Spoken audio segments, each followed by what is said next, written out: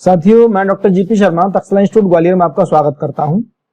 अभी जो टॉपिक आपको क्लासेस के रूप में दिए गए हैं उनमें जो हिस्ट्री को लेकर हैं, उसमें हिस्ट्री का इंट्रोडक्शन और सोर्सेज ऑफ हिस्ट्री, इसके अलावा सिंधु घाटी सभ्यता। तो लगातार क्लास मिलने के बाद सारे विषयों पर आपको अलग अलग क्लासेस आपको उपलब्ध कराई गई हैं। उसके बाद जो बच्चों की डिमांड आई कि सर हमको पेपर कैसे सॉल्व किए जाते हैं, क्वेश्चन कैसे आते हैं, इन पर डिस्कस किया जाए। तो उसके लिए मैंने आज सबसे पहले सिंधु घाटी सभ्यता, जो कि सबसे हिस्ट्री का पहला पार्ट एक तरह से माना जाता है, वहां से आपके लिए पूर्व एग्जामों में आए हुए प्रश्नों को कलेक्ट किया है, जो आईएएस, एमपीपीएससी और एसआई जैसे एग्जामों के लिए आपके लिए महत्वपूर्ण प्रश्न है, पूर्व में आए हुए क्वेश्चंस हैं, जिनके बारे में आज डिस्कस करने जा रहे हैं। सबसे पहला प्रश्न है, सिंधु घाटी सभ्यता का सर्वाधिक उपयुक्त नाम क्या है? ठीक, तो ये जो सर्वाधिक उपयुक्त नाम है आपके लिए, ये जो प्रश्न यहां से है, सिंधु घाटी सभ्यता का सर्वाधिक उपयुक्त नाम, ठीक क्या है? अब मैंने ये टॉपिक आपको पढ़ाया। इस टॉपिक में जो था कि इस सभ्यता का नाम सिंधु घाटी इसलिए दिया गया क्योंकि प्रारंभिक स्थल जितने भी मिले, चाहे वो हड़प्पा हो, चाहे मोहनजोदड़ो हो, चाहे सुतका गंडेर हो, जितने भी स्थल मिले वो सभी सिंध और उसकी सहायक नदियों के किनारे मिले, इसलिए इसका नाम दे दिया गया सिंधु घाटी सभ्यता। लेकिन उसके बाद इस सभ्यता के अंतर्गत बहुत सारे ऐसे नगर मिले जो सिंध और उसकी सहायक नदियों के किनारे नहीं है, जिनमें सबसे पहले आप देखें भारत के अंदर पाए जाने वाले स्थलों में लोथल है, रंगपुर है, सुरकोतड़ा है, बनवाली है, आपका आलमगीरपुर है, ये रोपड़ है। जितने भी स्थल हैं, ये सारे वो स्थल हैं, खास तौर पर गुजरात वाले स्थल, राजस्थान वाले स्थल, जहां से सिंध की सहायक नदियां नहीं। जैसे रोपड़ की बात अगर होगी वो गलत है, वो सिंध के किनारे ही है, सिंध के सतलज जो सहायक नदी है उसके किनारे है। लेकिन ये जो बाकी के स्थल है वो सिंध और उसकी सहायक नदियों के किनारे नहीं। तो प्रश्न उठा कि क्या वास्तव में इस सभ्यता को सिंधु घाटी सभ्यता कह सकते हैं? तब उसका आंसर आया, और उसका आंसर क्या बनेगा आपके लिए, देखिए उसका आंसर है हड़प्पा सभ्यता। अब हड़प्पा सभ्यता इसका आंसर है, क्यों? क्योंकि ये आंसर हो गया क्योंकि सबसे पहले इस नगर का उत्खनन दयाराम साहनी ने, जिनके द्वारा किया गया या जिनके निर्देशन में किया गया, जिनका सहयोग किया गया था बैंड से व्हीलर के द्वारा। सबसे पहला नगर 1921 में, जो वर्तमान पाकिस्तान के सिंध प्रांत के लरकाना जिले में, कहां पर है ये? सिंध प्रांत के लरकाना जिले में। जब आप इसको यहां देखेंगे, जगह है लरकाना, पाकिस्तान पड़ती है, ठीक। तो लरकाना जिले में मिलता है, ये स्थित है, और इसलिए ये नगर क्या है, सबसे पहला नगर होने के कारण पूरी सभ्यता का नाम क्या हो गया? सिंधु घाटी सभ्यता की जगह हड़प्पा सभ्यता, ये सही उपयुक्त नाम हो गया। सेकंड क्वेश्चन आपके लिए है, निम्न में से हड़प्पा संस्कृति का सर्वाधिक आधुनिकतम स्थल कौन सा है? तो जब आप यहाँ ये प्रश्न देखेंगे तो इसका आंसर हो जाएगा आधुनिकतम स्थल के रूप में धौलावीरा। क्या है? धौलावीरा। धौलावीरा क्यों? क्योंकि धौलावीरा नव सिंधु घाटी जिसे बोलते ना, उत्तर सिंधु घाटी सभ्यता, उत्तर सैंधवकालीन सभ्यता के सबसे प्रमाण जो मिलते हैं, सभ्यता के पतन के स्थल भी अगर देखेंगे तो वो जो मिलते हैं वो वर्तमान गुजरात में 1990 से 92 के बीच में। किस वर्ष? 1990 से 92।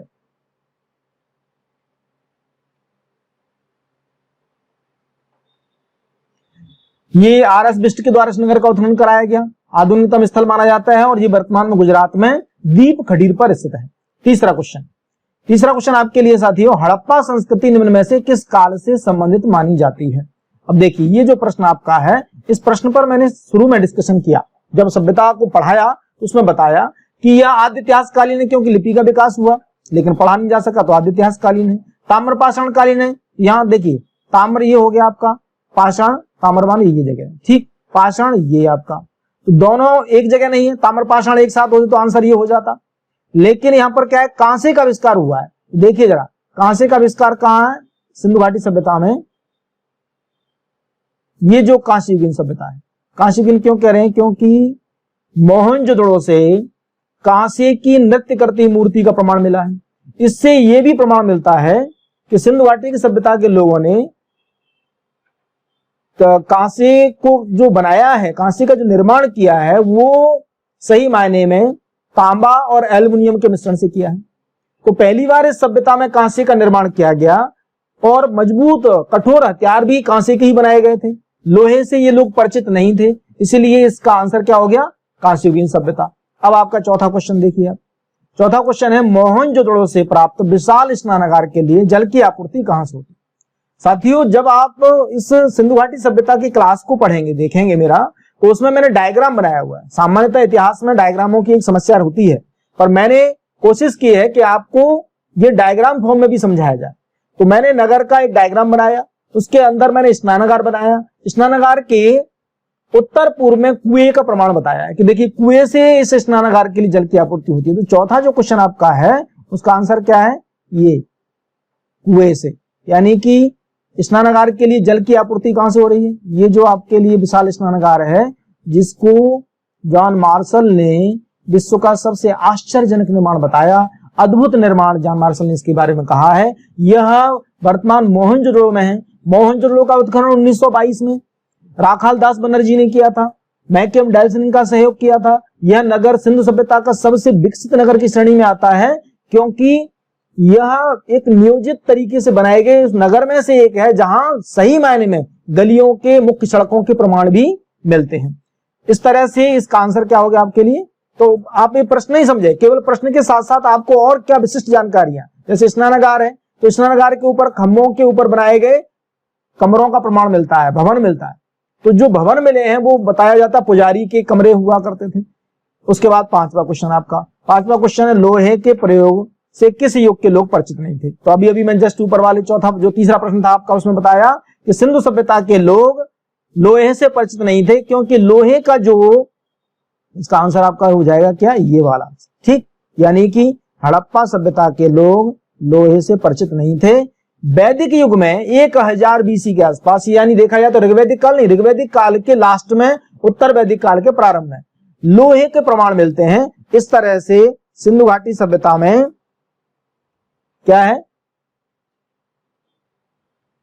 ये प्रमाण मिल गया। उसके बाद देखिए आप, उसके बाद आपके लिए क्वेश्चन नंबर 6।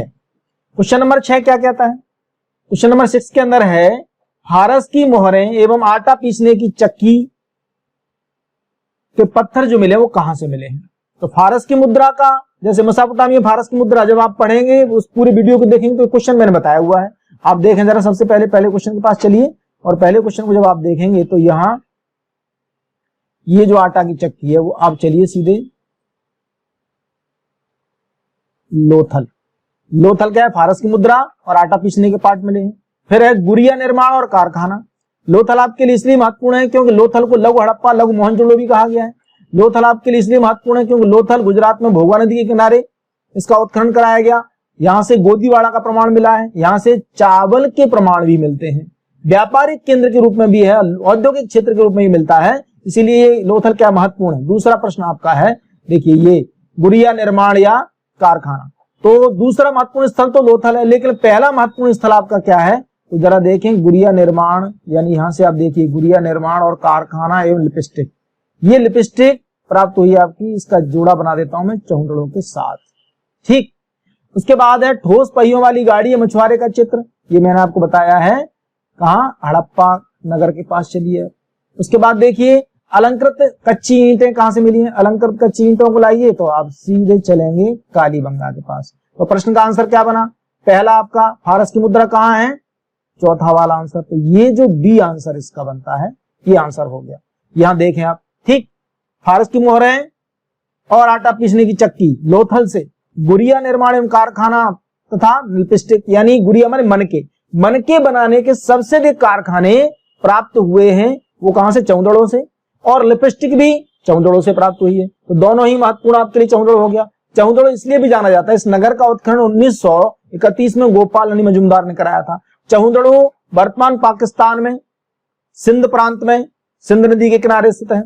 चौंदड़ो की विशेषता और क्या है, यहां से वक्राकार ईंटें भी मिली हैं, एकमात्र ऐसा स्थल है जहां से किसी तरह की कोई टाइटल नहीं मिली है। तो जब ये प्रश्न पत्र आप सॉल्व कर रहे हैं, इससे रिलेटेड जो भी आपके क्वेश्चंस बन रहे हैं, क्या क्या प्रश्न बन सकते हैं, आप नगरों को देखिए, उत्खननकर्ताओं के नाम अगर आए तो कोई महत्वपूर्ण विषय मिल रहा है तो ये आपके प्रश्नों के अंदर मिलेगा। तो ये आपका यहाँ पर क्या बन गया, चौंदड़ों को लेकर के।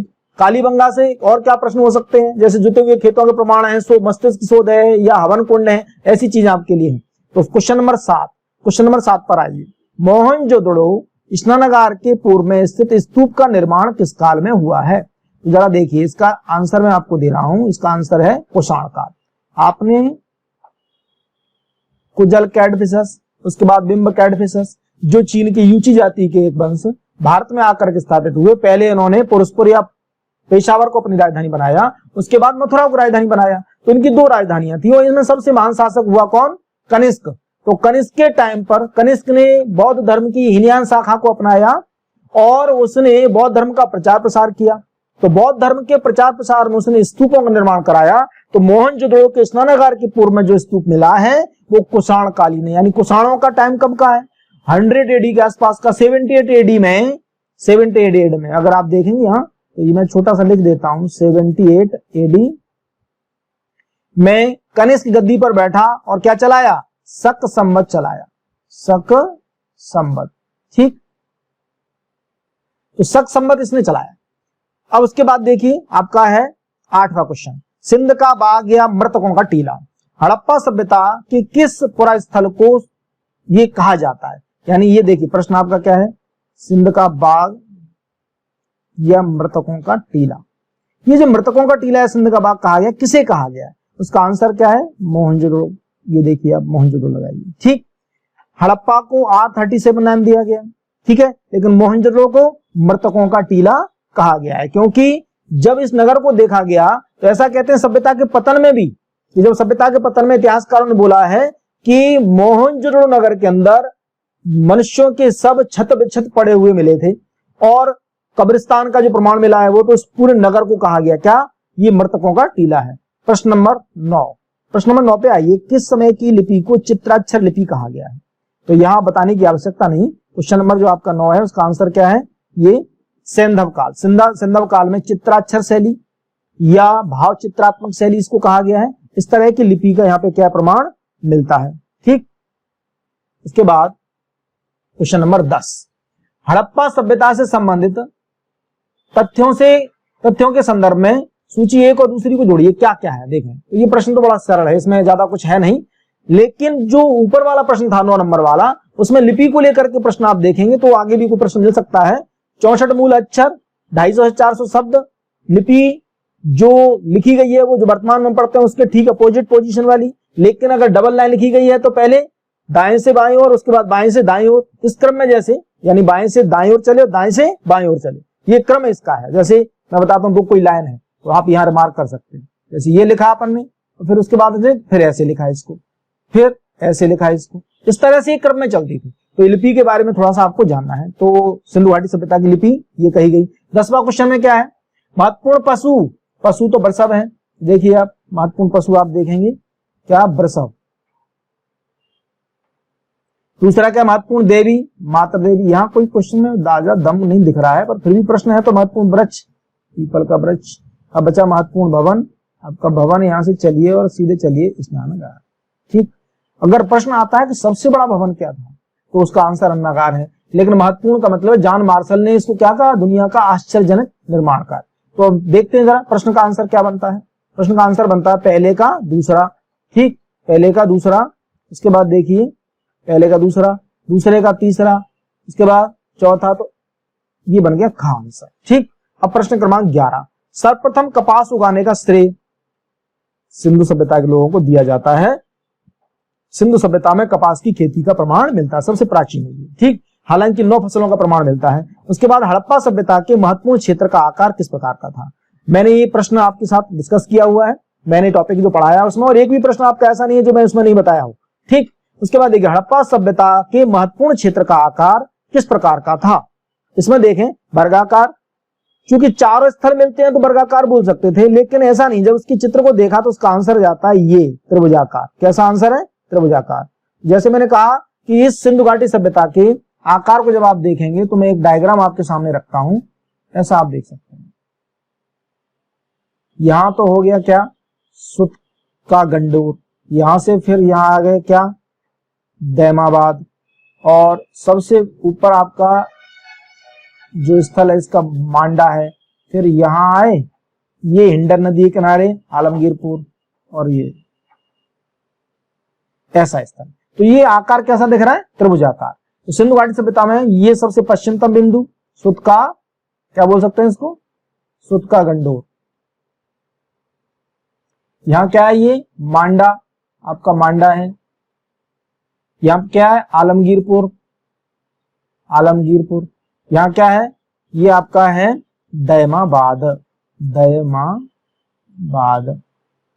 ठीक, ये चारों स्थल इसके हो गए। तो इस तरह से आपकी क्या है, प्रश्न यहां से ये बन रहा है। अब चलिए आप नेक्स्ट क्वेश्चन, आपका क्वेश्चन नंबर 13। भारत में कृषि का प्राचीनतम साक्ष्य कहां से मिला है? तो सबसे पहले हम देखें, जैसे सिंधु घाटी सभ्यता में जो क्वेश्चन आपका 14 नंबर वाला भी है, जो प्रश्न मैंने अभी आगे बताया भी आपको, तो पहले प्रमाण जो मिलते हैं, डबल जुते हुए खेत तो मिलते हैं कालीबंगा से, लेकिन पहले प्रमाण मिलते हैं आपके, देखिए ये जगह है, इसका आंसर मार्क कर लीजिए आप इसको, ये जगह आपकी है मेहरगढ़। कहां से है, मेहरगढ़। मेहरगढ़ से कृषि के प्राचीनतम साक्ष्य प्राप्त हुए हैं। अब सिंधु सभ्यता में कुल कितनी फसलों का प्रमाण है, तो उसका आंसर साथियों ये रहा आपके सामने। अभी मैंने पहले ही बता दिया था कि 9 फसलों के प्रमाण मिलते हैं। हड़प्पाई लिपि का सर्वाधिक पुराना नमूना 1853 में मिला। इस लिपि में लगभग 64 मूल चिन्ह, 250 से लेकर 400 तक अक्षर, लिपि के सबसे बड़े लेख के रूप में 17 चिन्हों का अभी का। अब किन इतिहासकारों ने इस लिपि को पढ़ने का दावा किया, ये प्रश्न है। तो के वर्मा और एस.आर. राव, ये 2 लोग हैं जिन्होंने, जो बड़े इतिहासकार, इन्होंने काम किया है, और ये का और खा दोनों इसका आंसर बनता है। ठीक, इसके बाद चलिए क्वेश्चन नंबर आपका 16। उत्तरोत्तर हड़प्पा संस्कृति के अवशेष कहां से मिले? उत्तरोत्तर का मतलब हो गया सबसे बाद वाले। तो सबसे बाद वाले स्थल के रूप में अगर आप देखते हैं, तो उत्तरोत्तर के प्रमाण जो मिले हैं, उसका आंसर है रंगपुर। क्या लगाएंगे यहां, रंगपुर आप आंसर लगाएंगे। ठीक, रंगपुर क्या है, ये सभ्यता के प्रमाण मिले हैं रंगपुर से। उसके बाद देखिए आप सूची नेक्स्ट, मोहनजोदड़ो, हड़प्पा, रोपण, लोथल, कालीबंगा और आलमगीरपुर किन किन नदियों के किनारे हैं? तो मोहनजोदड़ो चलते हैं, सबसे पहले सिंध नदी के किनारे है। हड़प्पा रावी नदी के किनारे, तो जोड़ियां बना देते हैं अपन, क्या करें यहां जोड़ियां बना लेते हैं। प्रश्न आपका है, चलिए एक,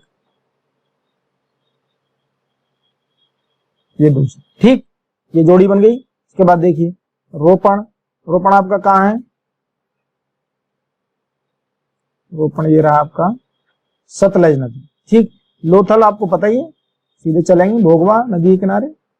कालीबंगा आपका घग्गर नदी के किनारे, और आलमगीरपुर आपका हिंडा नदी के किनारे। देखिए क्रॉस 4 जोड़ियां, ये क्या है, 3 जोड़ियां बन गई। टोटल 6 नगरों के स्थल आपको मिल रहे हैं, किस नदी के किनारे हैं। 6 स्थल ऐसे कौन से हैं जो किन नदियों के किनारे हैं? तो अब जरा देखें, पहले का आंसर क्या है, दूसरा, दूसरे का आंसर कौन सा, पहला। ठीक, उसके बाद तो इसका आंसर क्या बन रहा है, इसका आंसर बन रहा है ख। कहां है साथियों अपन, ये रहा पहले का दूसरा, तीसरे का चौथा, चौथे का तीसरा, ठीक है, और पांचवे का छठवा, और छठवे का पांचवा। ये आंसर इसका बन गया। ठीक, तो क्वेश्चन क्रमांक आपका 17 हो गया। इसके बाद चलिए आप क्वेश्चन नंबर 18। सुरकोटड़ा किसके लिए प्रसिद्ध है? सुरकोटड़ा मैं बता दूं आपको, इस नगर का उत्खनन कराया है जगपति जोशी ने 1964 में। यह नगर वर्तमान गुजरात में है, और यह बहुत ज्यादा पॉपुलर हुआ है किसके लिए, घोड़े की अस्थियों के लिए। जरा देखें, घोड़े की अस्थियों के लिए। ठीक, तो इसका आंसर आप लगाएं, ये घोड़े की अस्थियों के अवशेष यहां से प्राप्त हुए। ठीक, 19 नंबर, मोहनजोदड़ो की सबसे बड़ी इमारत निम्न में से कौन सी है? तो सबसे बड़ी इमारत में पहली प्रश्न बता चुका हूं आपको, स्नानागार महत्वपूर्ण है और सबसे बड़ी इमारत के रूप में अन्नागार।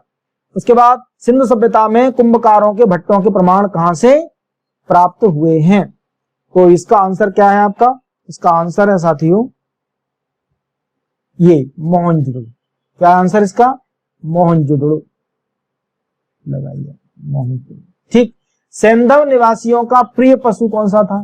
कुबड़ वाला सांड बड़ा फेमस है, इसके लिए क्या आंसर है, कुबड़ वाला सांड। ठीक, यहाँ बहुत सारी और भी बातें मिलती हैं, पर ये कुबड़ वाले सांड के लिए क्या इसको जाना जाता है। सैंधव सभ्यता के संबंध में निम्न में से कौन सा असत्य है, कौन सी बात असत्य है? तो देखें जरा, ये लकड़ी के हल का प्रयोग करते थे, बिल्कुल ठीक है। सबसे पहले कपास, बिल्कुल ये ठीक है। कठोर सिंधु संस्कृति के महत्वपूर्ण अंग माने जाते हैं। लेकिन ये देखें आप, यहाँ इसका आंसर है नहरों का कहीं प्रमाण नहीं मिलता, नहरों से सिंचाई यहाँ नहीं मिलती है। हड़प्पा सभ्यता की मुद्राएं किससे निर्मित की जाती थी? तो आपको ही पता है, लाजवर्त, हिमवत, यानी या तो स्टोन से है या सेल खड़ी से है। तो सेल खड़ी क्या कहलाती है? मिट्टी। तो यह आंसर क्या हो जाएगा? मिट्टी से बनी है, ठीक है, किसी भी धातु से बनी हुई मुद्राएं नहीं है। हड़प्पा सभ्यता के अंतर्गत अब यहाँ ये जो मुद्राएं, मुद्रा को लेकर अगर प्रश्न आता है तो कुषाण काल में सबसे शुद्ध सोने की मुद्रा है, ठीक है। हिंदुओं ने पहली बार सोने की मुद्राएं चलाई। तो हिंदुस्तान में इतिहास को जब पढ़ते हैं तो मुद्राओं के प्रमाण, जैसे टका जीतल किसके काल में, तो आपको इनमें से याद रखना है, ठीक है। इसी तरह से अद्दादिक, ससगानी मुद्रा, फिरोज शाह को याद रखना है। तो जो शासक ने जो मुद्राएं चलाई हैं वो आपको याद रखनी। तो यहाँ प्राचीन काल से मुद्राओं के प्रचलन के बारे में कुछ प्रश्न आपके बनते हैं। हड़प्पा सभ्यता के अंतर्गत हल से जोते हुए खेतों का साक्ष्य, हल से जोते गए और दोहरे जोते गए। देखिए ये जो है आंसर आपका कालीबंगा। कालीबंगा जैसा मैं अभी बता रहा था, ये प्रश्न जब आप वीडियो पूरा देख लेंगे तो आपके एक एक प्रश्न आपके यहाँ पर आपको बनेंगे, कोई प्रश्न आपका छूटेगा नहीं। उसके बाद देखिए हड़प्पा सभ्यता की प्रमुख विशेषता। तो हड़प्पा सभ्यता की सबसे महत्वपूर्ण विशेषता, जैसे आपको अलग अलग टाइम की अलग अलग विशेषताओं के बारे में पूछा जाएगा। वैदिक संस्कृति की मूल विशेषता क्या है? तो वैदिक संस्कृति की मूल विशेषता है पशुपालक और कृषि प्रधानता, ग्रामीण सभ्यता। वैसे ही हड़प्पा सभ्यता के लिए प्रश्न जो आता है उसमें नगर नियोजन और औद्योगिकरण, दो आंसर बड़े महत्वपूर्ण माने जाते हैं। तो नगर नियोजन आपको मिल रहा है, नगर नियोजन इसका आंसर है। इस तरह से साथियों, सिंधु घाटी सभ्यता, ये टॉपिक मैंने चूंकि आपको क्लास दिया हुआ है, सारे लोग सबसे पहले वीडियो को पूरा देखें, उसके बाद मेरे प्रश्नों को सॉल्व करें। ये प्रश्न आपको वो प्रश्न है जो यूपीएससी से लेकर के एसआई तक सारे एग्जामों में आए हुए हैं, महत्वपूर्ण प्रश्न है, इनको सॉल्व करिएगा। और नेक्स्ट वीडियो में आपके लिए नेक्स्ट टॉपिक पर, जैसे वैदिक सभ्यता, बौद्ध जैन में आपको पढ़ा चुका हूं, पूरे आप क्लास अगर अटेंड कर लोगे तो इसी तरह से प्रश्न आपके सारे बनेंगे और ये प्रश्न आप स्वयं सॉल्व करोगे। उसके बाद महत्वपूर्ण प्रश्न इनको कलेक्ट करके आप रख सकते हैं। धन्यवाद, मिलते हैं नेक्स्ट क्लास के साथ।